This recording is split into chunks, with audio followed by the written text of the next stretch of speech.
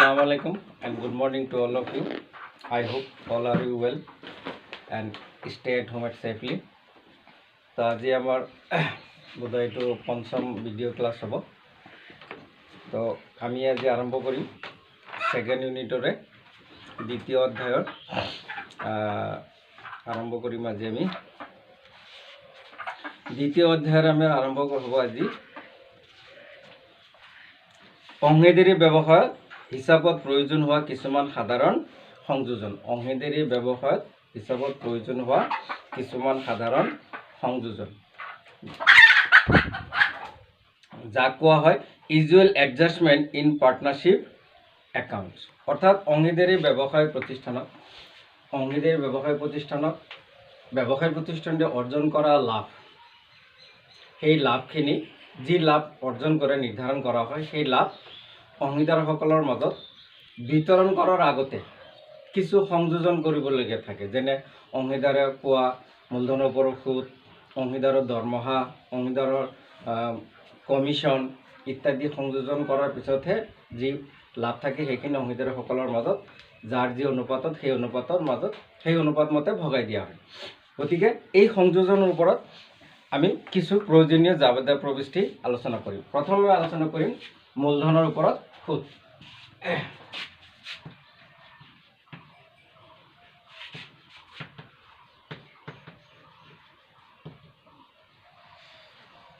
Usual adjustment.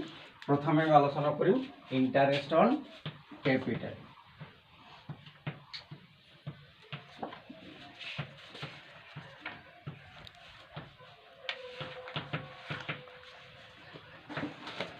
মূলধনৰ ওপৰত সুদ অৰ্থাৎ অংশীদাৰী ব্যৱসায় প্ৰতিষ্ঠানত আমি ইতিমধ্যে আলোচনা কৰিছোঁ ডিড অফ পাৰ্টনাৰশ্বিপ, অংশীদাৰী দলিল। অংশীদাৰী দলিলত যদি উল্লেখ কৰা থাকে, সেই চুক্তিপত্ৰত যদি উল্লেখ কৰা থাকে, তেনেহ'লে অংশীদাৰী ব্যৱসায় প্ৰতিষ্ঠানটোৱে অংশীদাৰে আগবঢ়োৱা মূলধনৰ ওপৰত সুদ প্ৰদান কৰিব লাগে। আৰু সেই সুদৰ হাৰ কি হ'ব সেই কথাটো চুক্তিপত্ৰত উল্লেখ কৰা থাকে।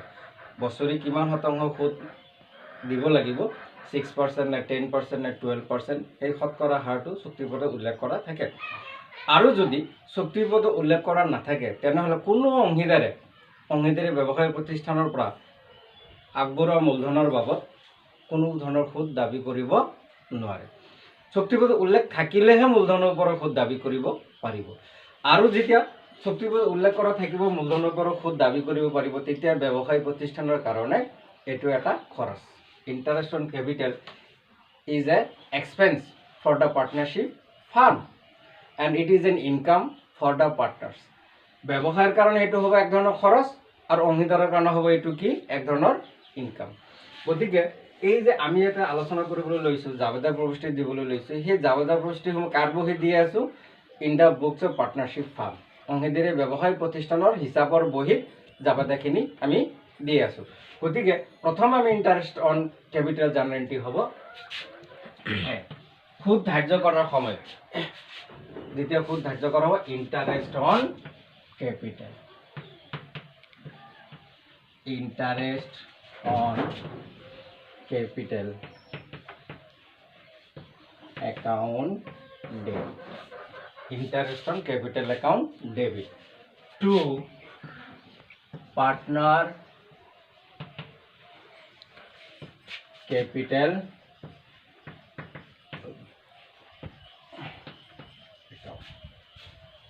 narration होगा नोगा being interest on partners capital transfer to partners capital account. এটো হ'ব নেৰেশ্যন। ইয়াৰ পৰা বুজা গ'ল যে ব্যৱসায় প্ৰতিষ্ঠানটোৱে অংশীদাৰে আগবঢ়োৱা মূলধনৰ ওপৰত সুদ আগবঢ়াইছে, যাৰ কাৰণে ব্যৱসায়ৰ এইটো খৰচ। তো খৰচ ব্যয় লোকচান হ'লে কি হয়? নামিক হিচাপ মতে কি হয়? ডেবিট হয়। সেইকাৰণে interest on capital account debit. আৰু এই সুদটো ব্যৱসায় প্ৰতিষ্ঠানৰ অংশীদাৰসকলৰ মূলধনৰ পৰিমাণ বৃদ্ধি কৰিব। এই সুদটো আহি অংশীদাৰজনৰ মূলধনৰ লগত যোগ হ'ব। তা আমি জানো মূলধনৰ পৰিমাণ বৃদ্ধি পালে কি হয় ক্ৰেডিট সেইকাৰণে পাৰ্টনাৰ্ছ কেপিটেল একাউণ্ট ক্ৰেডিট আৰু চোৱা মই এছৰ পিছত এপ'ষ্ট্ৰফি এছ কমা এটা লগাইছোঁ এপ'ষ্ট্ৰফি এছ তাৰমানে কি এইটো পাৰ্টনাৰবিলাক কি থাকে প্লুৰেল ফৰ্ম মিনিমাম কেইজন থাকে দুজন তো দুজন হোৱাৰ লগে লগে কি হ'ল প্লুৰেল ফৰ্ম হৈ গ'ল গতিকে সেইকাৰণে এছৰ পিছতহে কমাটো দিয়া হয় আৰু যদি এছৰ আগত কমাটো দিলে হয় তেনেহ'লে এইটো হ'লে হয় ছিংগুলাৰ নাম্বাৰ গতিকে পাৰ্টনাৰ বুলি কোৱাৰ লগে লগে এইটো প্লুৰেল নাম্বাৰ পাৰ্টনাৰশ্বিপৰ ক্ষেত্ৰত পাৰ্টনাৰ সদায় প্লুৰেল নাম্বাৰ সেইকাৰণে এই কমাটো এছৰ পিছত হ'ব এতিয়া 2 নম্বৰ এন্ট্ৰি হ'ব যিহেতুকে এই সুদটো ব্যৱসায়ৰ কাৰণে খৰচ ব্যয় এই খৰচ ব্যয়খিনি বছৰৰ শেষত আকৌ লাভ লোকচান উপযোজন হিচাপ যাক আমি profit and loss appropriation account বুলি কওঁ এই লাভ লোকচান উপযোজন হিচাপলৈ ট্ৰান্সফাৰ কৰা হয় যেতিয়া লাভ লোকচান উপযোজন হিচাপলৈ ট্ৰান্সফাৰ কৰা হয় তেতিয়া আমি লিখিম প্ৰফিট এণ্ড লছ এপ্ৰোপ্ৰিয়েশ্যন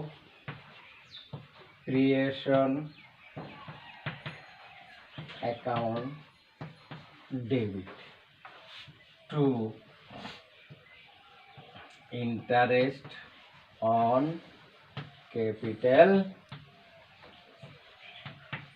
account এই জানলাটো হ'ব ইন্টারেস্ট অন ক্যাপিটালটো আমি কলৈ ট্ৰান্সফাৰ কৰিলো প্ৰফিট এণ্ড লছ এপ্ৰিপিয়েশ্যন একাউণ্টলৈ অৰ্থাৎ এইটো যদি profit and loss appropriation account হয় একদম মই সৰুকৈ দেখাইছোঁ প্ৰফিট এণ্ড লছ এপ্ৰিপিয়েশ্যন হয় এইটো ধৰা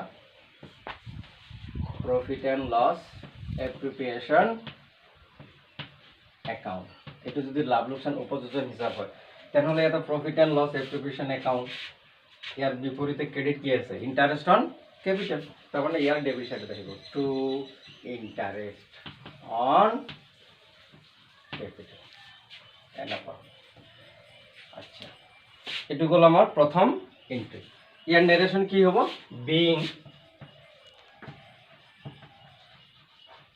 interest on capital transfer to profit and loss appropriation account okay 2 number entry অৰ্থাৎ ইন্টাৰেস্ট অন ক্যাপিটালৰ ওপৰত আমি দুটা এন্ট্ৰি দিব লাগিব এতিয়া আহিম আমি next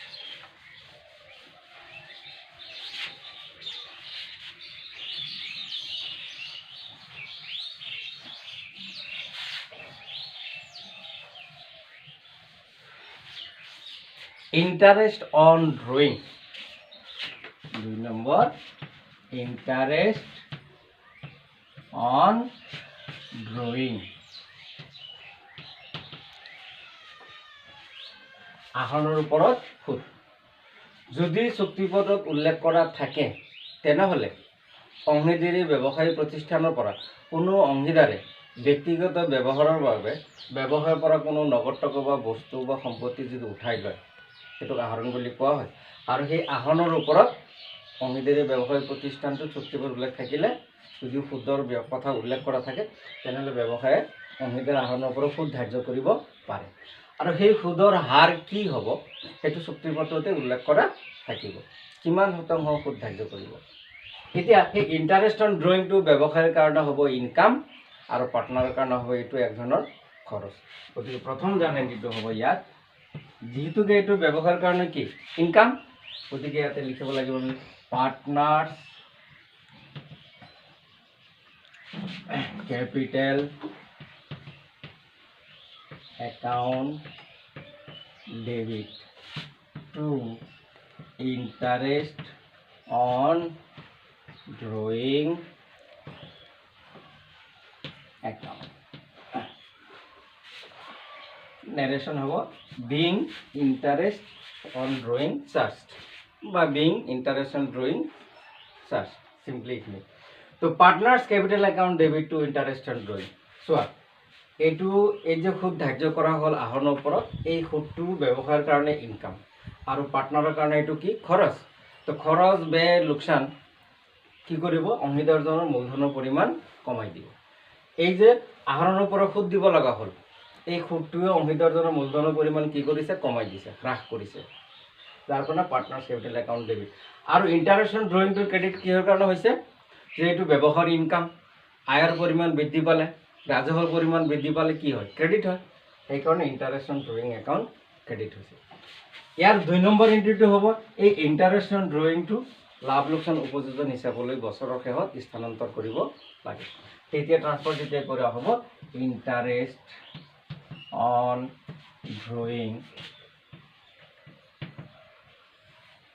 account debit to profit and loss application account narration হব being interest on drawing account transfer to profit and loss application account এইটো হল 2 নম্বৰ এন্ট্রি অর্থাৎ দুটা এন্ট্রি এইটো হচ্ছে অ্যাডজাস্টিং এন্ট্রি এইটো হচ্ছে ট্রান্সফার এন্ট্রি প্রথমত আমি আগত দুটা দিছিল ইন্টারেস্ট অন ক্যাপিটাল প্রথম এন্ট্রিটো আছিল অ্যাডজাস্টিং এন্ট্রি সেকেন্ডটো আছিল ট্রান্সফার এন্ট্রি ঠিক সেম দুটা এতিয়া আমি আলোচনা কৰিম 3 number interest on loan 3 number আমি আলোচনা কৰিম interest on loan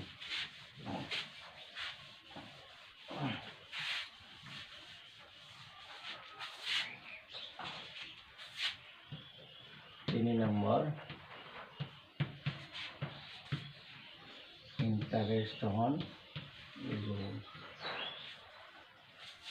interest on loan মানে এইটো interest on partners loan interest on partner loan বা এইটো আমি সিঙ্গেল নম্বৰ ইউজ কৰিব পাৰোঁ ইন্টাৰেস্ট অন পাৰ্টনাৰ্স লোন অৰ্থাৎ কোনো অংশীদাৰে ব্যৱসায়িক প্ৰতিষ্ঠানলৈ মূলধনৰ উপৰিও যদি কোনো অতিৰিক্ত ধন আগবঢ়ায় মূলধনৰ বাদে এডিশনালি যিমান মূলধন আগবঢ়াব লাগে তাতকৈ যদি অতিৰিক্তভাৱে কোনো ধন আগবঢ়ায় ব্যৱসায়লৈ ধাৰ হিচাপে দিয়ে ঋণ হিচাপে দিয়ে কোনে ঋণ আগবঢ়াইছে পাৰ্টনাৰে কালৈ আগবঢ়াইছে ব্যৱসায়লৈ সেইটো হৈছে ইন্টাৰেস্ট অন পাৰ্টনাৰ্ছ লোন এতিয়া ইন্টাৰেস্ট অন পাৰ্টনাৰ্ছ লোন অংশীদাৰে আগবঢ়োৱা ঋণৰ ওপৰত সুদ এই কথাষাৰ যদি চুক্তিপত্ৰত উল্লেখ কৰা থাকে তেতিয়াহে ব্যৱসায় প্ৰতিষ্ঠানটোৱে সুদ ধাৰ্য কৰিব পাৰিব অৰ্থাৎ অংশীদাৰে সুদ লাভ কৰিব পাৰিব অংশীদাৰে সুদ দাবী কৰিব পাৰিব আৰু যদি চুক্তিপত্ৰত উল্লেখ কৰা নাথাকে তেনেহ'লে সুদ দাবী কৰিব নোৱাৰে এতিয়া যদি চুক্তিপত্ৰত উল্লেখ কৰা আছে তেতিয়াহ'লে কি সুদটো দিবই লাগিব এতিয়া এটা প্ৰশ্ন হৈছে যে ইন্টাৰেস্ট অন পাৰ্টনাৰ্স লোন বিভিন্ন হিসাব ৰক্ষণৰ পণ্ডিতসকলে বিভিন্ন ধৰণৰ মতামত আগবঢ়াইছে কিছু পণ্ডিতে কৈছে interest on partners loan it is charge against profit and loss account এইটো লাভ লোকচান হিচাপত বিপৰীতে ধাৰ্য কৰা হয় যাৰ কাৰণে ইয়াক লাভ লোকচান হিচাপত ডেবিট চাইডত দেখুওৱা হয় আকৌ কিছু পণ্ডিতে আগবঢ়াইছে মতামত আগবঢ়াইছে যে interest on partners loan is charge against profit and loss application account এইটো লাভ লোকচান উপযোজন হিচাপত বিপৰীতে ধাৰ্য কৰা হয় আচ্ছা যেনে চেনিৰাম আমাৰ যেটো অসমীয়া মিডিয়ামৰ কিতাপ টেক্সটবুক চেনিৰাম অৰ্থাৎ চেনিৰাম বৈদ্যই ইন্টাৰেস্ট অন পাৰ্টনাৰ্স লোনটো তেওঁ মতামত আগবঢ়াইছে it is charge against profit and loss application account লাভ লোকচান হিচাপৰ বিপৰীতে ধাৰ্য কৰা নকৰি লাভ লোকচান উপযোজন হিচাপৰ লগত ধাৰ্য কৰা হয় বুলি তেওঁ মতামত আগবঢ়াইছে আকৌ তোমালোকে যদি ইংলিছ মিডিয়াম বুকছ ফলো কৰা যেনে বিবিধাম কেয়াৰ দাস শুক্লা বা তোমাৰ আৰু বিভিন্ন ধৰণৰ কিতাপ আছে সেই কিতাপবিলাক যদি তোমালোকে চোৱা তাতে দেখা গৈছে ইন্টাৰেস্ট অন পাৰ্টনাৰ্স লোনটো প্ৰফিট এণ্ড লছ একাউণ্টৰ বিপৰীতে ধাৰ্য কৰিছে গতিকে তুমি কাৰ বিপৰীতে ধৰিবা যেতিয়া তুমি কুৱেশ্যন সলভ কৰিবা ইন্টাৰেস্ট অন পাৰ্টনাৰ্স লোন কোনোবাই লাভ লোকচানৰ হিচাপতো দেখাব পাৰে কোনোবাই ইচ্ছা কৰিলে ইয়াৰ প্ৰফিট এণ্ড লছ এপ্লিকেশন একাউণ্টো দেখাব পাৰে তুমি ক'ত দেখাইছা তুমি তলত এটা নোট দিব লাগিব যে interest on partners loan is created against profit and loss account বা কোনোবাই দেখাব পাৰে it is charge against profit and loss application account লাভ লোকচান উপযোজন হিচাপত বিপৰীতে ধাৰ্য কৰা হৈছে যিয়ে যেনেকৈ নোটছ দিব তাৰ সেইটোৱে শুদ্ধ হ'ব আচ্ছা এতিয়া আমি ইন্টাৰেস্ট অন পাৰ্টনাৰ্স লোন ইয়াৰ প্ৰথম এন্ট্ৰিটো ব্যৱসায়ী প্ৰতিষ্ঠানটোৱে যিটোকে সুদ দিব লাগিব কাক দিব পাৰ্টনাৰক দিব গতিকে সেইটো ব্যৱসায়ৰ কাৰণে কি এক ধৰণৰ খৰচ গতিকে ইয়াতে লিখিম আমি interest on partner loan account debit to partner capital এইটো জানুৱাৰীতে হ'ব নাৰেশ্যন হ'ব interest on partners loan account credited to partners capital account 2 নম্বৰ আমি কৈছো ইয়াক কাৰ লগতে ধাৰ্য কৰিম পিএল একাউণ্টতো দেখাব পাৰো এপ্ৰিপিয়েশ্যনতো দেখাব পাৰো যদি আমি পিএল একাউণ্টত দেখাম বিৰ 1 এন্ট্ৰি মই দেখালো বিৰ 1 যদি পিএল একাউণ্টত দেখাম তেনেহলে হ'ব এইটো profit and loss account debit to interest on partners loan account যদি আমি লাভ লোকসান হিসাবত দেখাম আৰু যদি লাভ লোকসান হিসাবত নেদেখাই আমি কত দেখাও লাভ লোকসান উপযোজন হিসাব profit and loss appropriation account তেনেহলে হ'ব profit and loss appropriation account debit to interest on partners loan account এটা দুইটাই কিন্তু কারেক্ট শ্রেণীরামে এইটো মতামত আগবঢ়াইছে এই শ্রেণীরামে তলৰটো আগবঢ়াইছে এইটো আৰু বিবিধাম কেয়াৰ দেশে ওপৰটো মতামত আগবঢ়াইছে তেওঁলোকৰ তিনিজনৰ যি মতামত আগবঢ়াইছে তিনিজনৰ কাৰেক্ট এতিয়া আমাৰ কথা হ'ল আমি পৰীক্ষাত সলভ কৰাৰ সময়ত আমি এটা নোট দিব লাগিব যে মূলধনৰ পাৰ্টনাৰে আগবঢ়োৱা ঋণৰ ওপৰৰ সুদটো লাভ লোকসান হিচাপত ধাৰ্য কৰা হৈছে বা লাভ লোকসান উপযোজন হিচাপত ধাৰ্য কৰা হৈছে এটা নোট দিলে হৈ যাব এইটো হ'ল আমাৰ 3 নম্বৰ এতিয়া আহা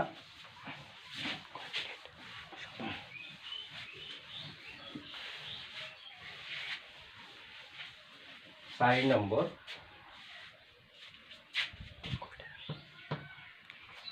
4 নম্বৰত হৈছে প্ৰফিট এই যে লাভ লোকসান হিচাপৰ পৰা লাভ আহিল সেই লাভবিলাকৰ বিপৰীতে অংশীদাৰৰ সুদ দিয়া হ'ল মূলধনৰ ওপৰত সুদ দিয়া হ'ল অংশীদাৰ আগৰ ঋণৰ ওপৰত সুদ দিয়া হ'ল অংশীদাৰক দৰমহা দিয়া হ'ল পাৰ্টনাৰক কমিশ্যন দিব আছিলে পাৰ্টনাৰক কমিশ্যন দিয়া হ'ল ইত্যাদি আচ্ছা আৰু এটা আমি কিজানি ৰৈ গৈছে পাৰ্টনাৰ্ছ কমিশ্যন যদি ধৰো পাৰ্টনাৰ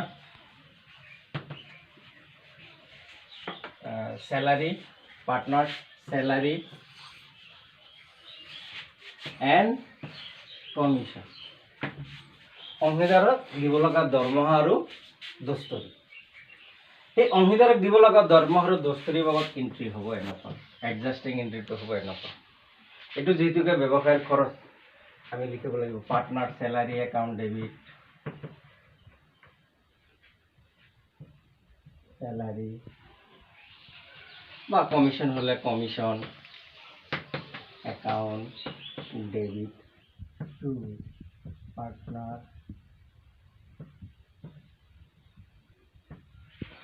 ক্যাপিটাল অ্যাকাউন্ট এইটো জানেতে এডজাষ্টিং এন্ট্ৰিটো আৰু এই এন্ট্ৰিটো বছৰৰ শেষত যেতিয়া লাভ লোকসান উপযোজন হিচাপলৈ ট্ৰান্সফাৰ কৰা হ'ব তেতিয়া এন্ট্ৰি হ'ব profit and loss appropriation account debit to কি আছিল পাৰ্টনাৰ স্যালাৰি পাবলিক কমিশন এই দুটা এন্ট্ৰি হবে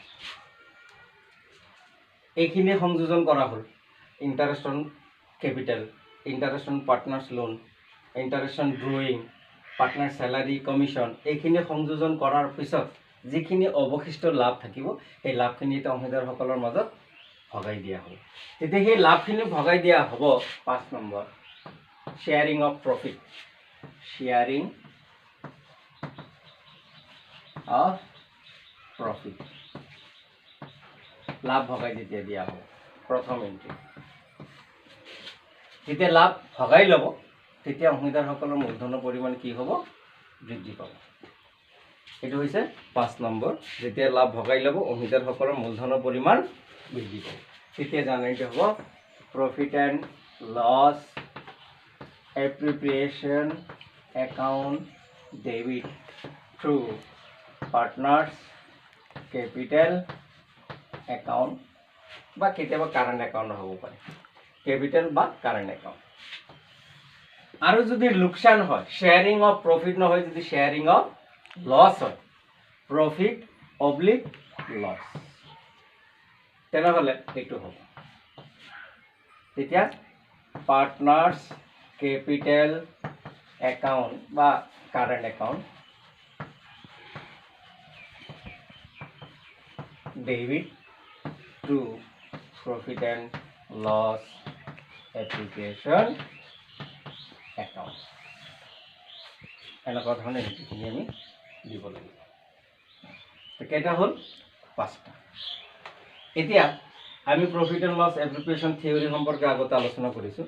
এতিয়া প্ৰফিট এণ্ড লছ এপ্ৰিপ্ৰিয়েশ্যনৰ মই ফৰ্মেটটো তোমালোকক এবাৰ দেখাই আছোঁ। প্ৰফিট এণ্ড লছ একাউণ্টৰ ফৰ্মেট, তেনেহ'লে আৰু কনচেপ্টটো ক্লিয়াৰ হ'ব। এই যে জাৰ্নেলবিলাক যে দিলোঁ, ইয়াৰ ওপৰত কনচেপ্টটো আৰু ক্লিয়াৰ হ'ব। Profit and loss appropriation account কেনেকুৱা? এইটো ধৰা টি ফৰ্মেট, এইটো টি ফৰ্মেট বুলি কোৱা হয়। টি ফৰ্ম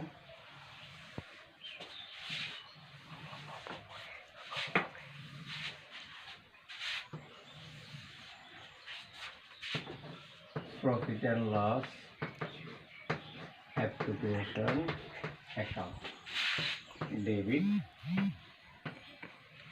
particular rupees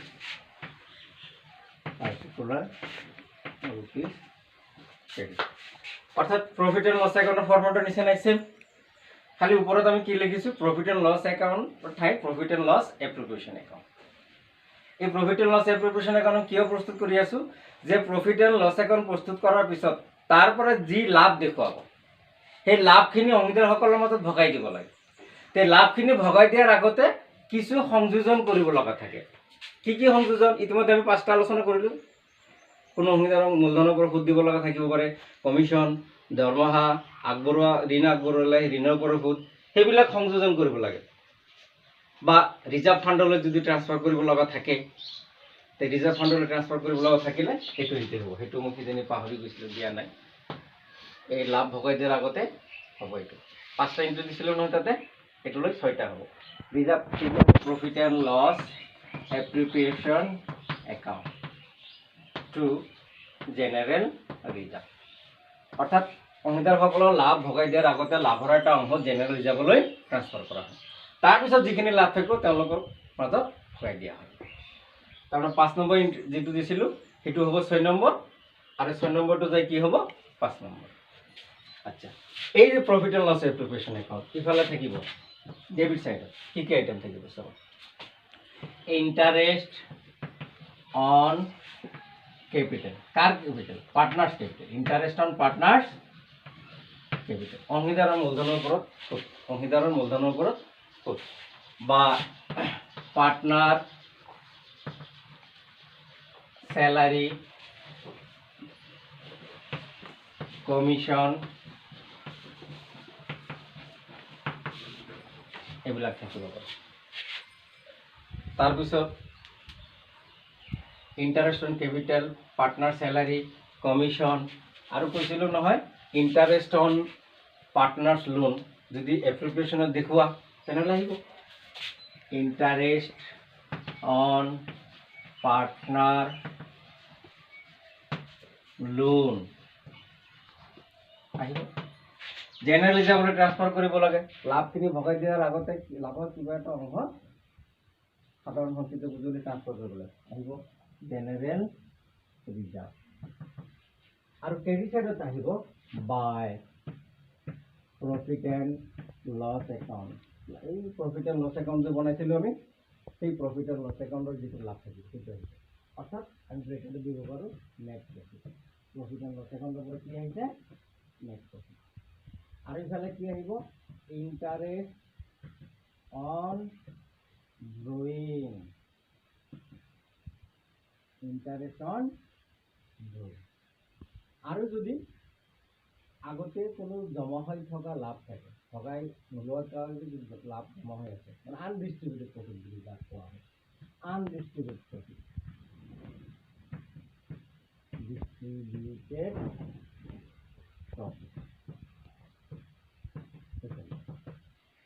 এতিয়া চোৱা, আমি ধৰিলোঁ প্ৰফিট এণ্ড লছ একাউণ্টৰ পৰা লাভ আহিছে 40,000 টকা, ধৰি লৈছোঁ আৰু সাপোজ প্ৰফিট এণ্ড লছ একাউণ্টৰ পৰা কিমান টকা লাভ আহিছে, নেট প্ৰফিট 40,000 টকা, আৰু ইণ্টাৰেষ্ট এণ্ড ড্ৰয়িং আমি ধৰিছোঁ 2,000 টকা, আনডিষ্ট্ৰিবিউটেড প্ৰফিট আছিলে ধৰিছোঁ আমি 3,000, তেনেহ'লে টোটেল কিমান হ'ল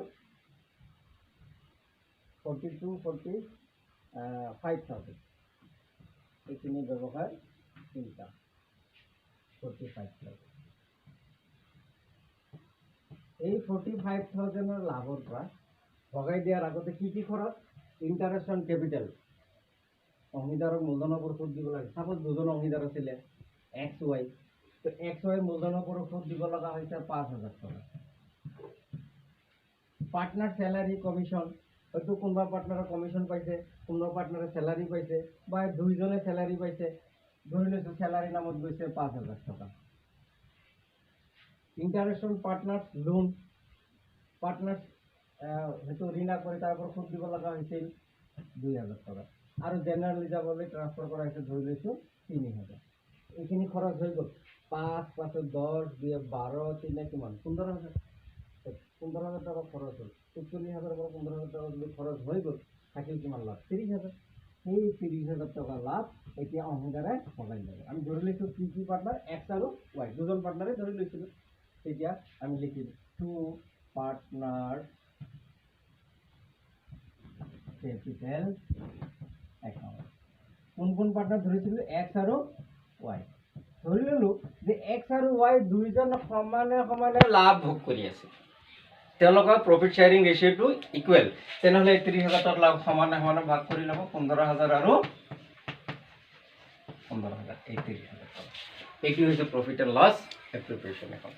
এইখিনিৰ কাম আমি এই জাৰ্নেল এণ্ট্ৰিত দেখালোঁ। ইয়াৰ কাৰণে interest on capital journal entry দিছোঁ নে নাই, পাৰ্টনাৰ চেলাৰী কমিশ্যন এণ্ট্ৰি দিলোঁ, ইণ্টাৰেষ্ট অন পাৰ্টনাৰ্ছ লোন দিলোঁ, জেনেৰেল ৰিজাৰ্ভ এণ্ট্ৰি দিলোঁ, পাৰ্টনাৰ্ছ কেপিটেল একাউণ্টত ট্ৰান্সফাৰ হৈছে লাভ, সেইবিলাক এণ্ট্ৰি দিলোঁ, ইণ্টাৰেষ্ট অন ড্ৰয়িং দিলোঁ, বা আনডিষ্ট্ৰিবিউটেড প্ৰফিট চেম এণ্ট্ৰি, এইটো এণ্ট্ৰি চেম এণ্ট্ৰি হ'ব। এই এণ্ট্ৰিখিনি আমি দেখালোঁ, সেইটো হৈছে এডজাষ্টিং এণ্ট্ৰি আৰু ক্লজিং এণ্ট্ৰি। এতিয়া আমি